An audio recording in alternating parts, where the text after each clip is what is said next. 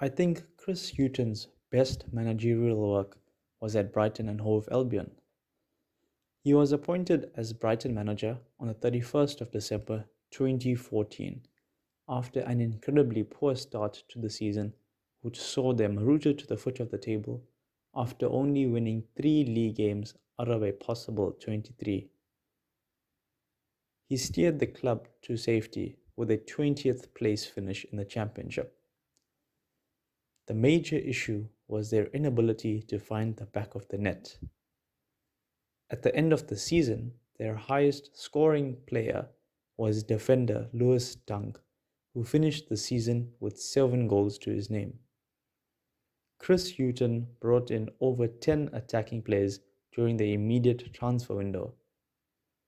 They finished the next season as the championship's highest scorers, with 5 of their top 6 high scoring players signed during that window. This was enough for a third place finish, and their inability to overcome Sheffield United meant that they didn't make it to the playoffs. In their 2016-17 championship season, their entire front three was firing on all cylinders.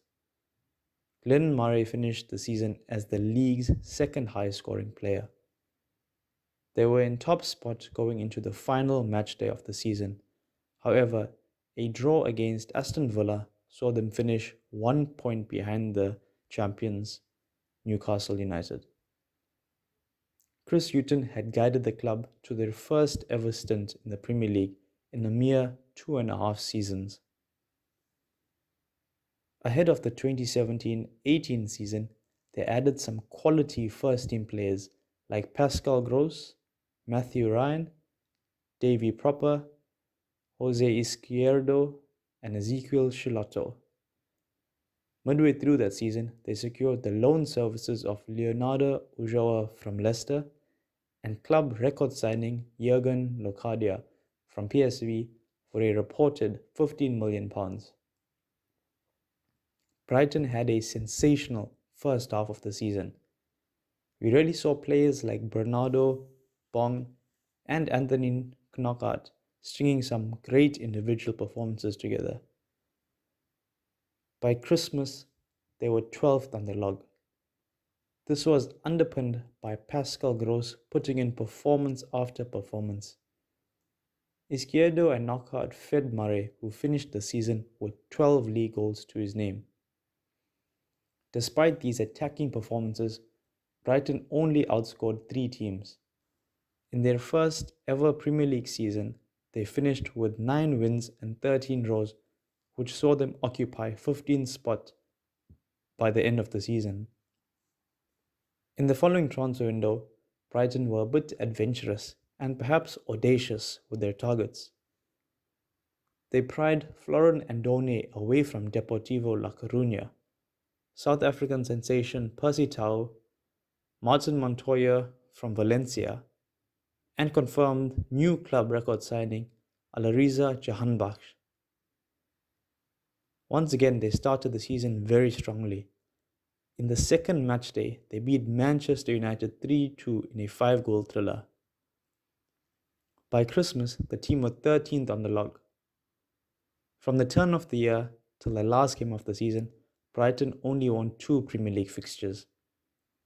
Their strong start to the season proved pivotal as they survived relegation by 2 points, with Ole Gunnar Solskjaer's Cardiff being condemned to the Championship. Brighton sacked Hughton at the end of the season. In my opinion, this was a fair decision, and credit to the club for allowing him till the end of the season. I'm sure it had something to do with them making it as far as the semi-finals of the FA Cup, where they lost 1-0 to Manchester City. Graham Potter was brought in to rejuvenate the team. He signed Leonardo Trossard, Neil Maupay, and Aaron Moy ahead of the COVID-hit 2019-20 season. By Christmas, the club sat in 15th spot, which is ultimately where they finished the season. What was really surprising was their defensive record. They conceded the same amount of goals as Lampard's Chelsea.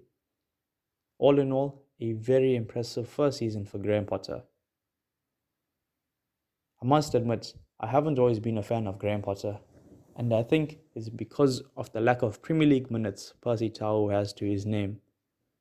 But I'd be a fool to let that cloud my judgment and not give him credit. He has been very creative with his squad, and I think the adage, start with what you have, applies to him.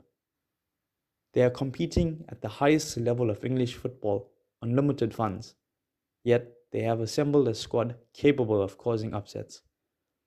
I'm expecting big things from Brighton this season, and I think they could be the season's standout performance. I'm expecting big things from Brighton this season, and they could really be the Premier League's standout performers. I think they will occupy the top half of the log, but will ultimately finish 13th.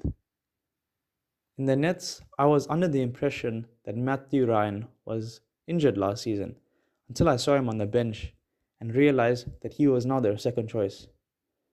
Ryan started the campaign, but Potter decided that a change in the Nets was necessary and handed academy product Rob Sanchez his debut on the 1st of November 2020. This prompted Matt Ryan to join Arsenal on loan till the end of the season during the January transfer window. Tariq Lamptey has been very impressive in the Premier League when he has been fit.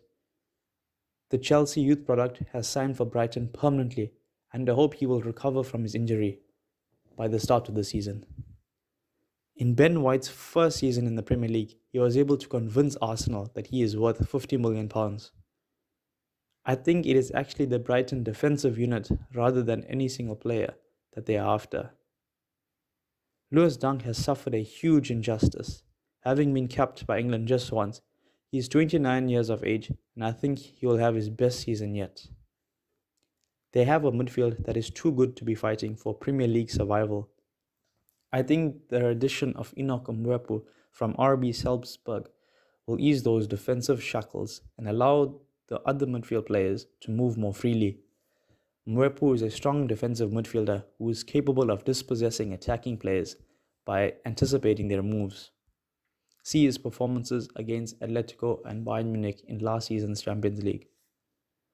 Bissouma has been an absolute workhorse for them last season. He's a proper box-to-box midfielder. He may very well be on his way out of the club, but if they can keep him, I'm sure relegation will be a thing of the past. My player to watch in this team is Alexis McAllister. I think he's a real talent and is linked up really well with Pascal Gross. If Lallana can shake his injury and start playing with them, I think we have a real creative, intelligent midfield here.